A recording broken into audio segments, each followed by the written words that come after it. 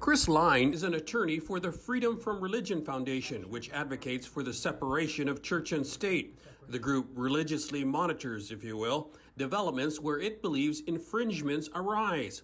This now includes recent Guam law to allow private religious schools to become publicly funded charter schools. When I first saw that the governor had vetoed the bill, that was what first kind of caught our attention. And so we were looking at it then. And then while we actually had intended to rebut the Attorney General's opinion, which said that it was legal, but before we were able to get that out, the legislator had overridden the veto.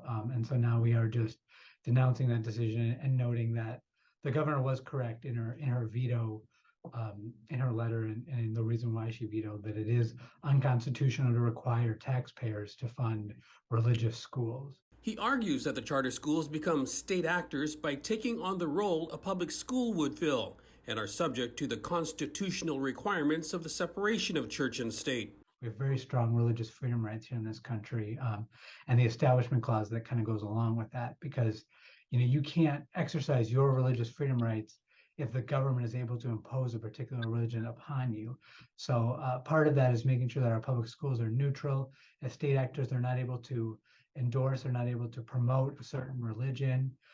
They must be neutral with regard to religion. But local attorney Mike Phillips says that may have been true with previous Supreme Court holdings, but not with the current one. He says the applicable ruling is strictly about non-discrimination. The government doesn't have to create charter schools, but when you do and you allow others to run it, then you've got to allow everybody. You can't discriminate against people because they're religious. The current court has said, well, if you allow others to run charter schools, then you've got to allow religious people to run charter schools. You cannot discriminate against people, not just because of their religion, but because they're religious. It's the same thing.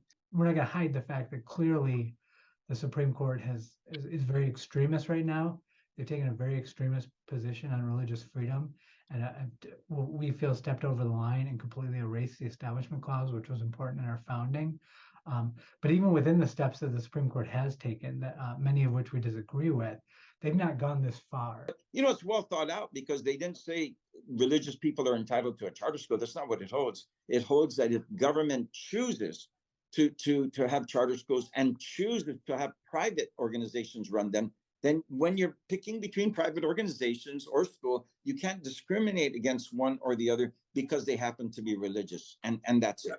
The Freedom from Religion Foundation has not ruled out challenging the Guam law, but is focused right now on a similar Oklahoma law. Phillips is skeptical the High Court will hear it. It really is, Nestor, you can quote me on this. This is the special interest group that other people that have special interests, political interests, that are dissatisfied with a decision, go out and get. Nestor Lecanto, KUAM News.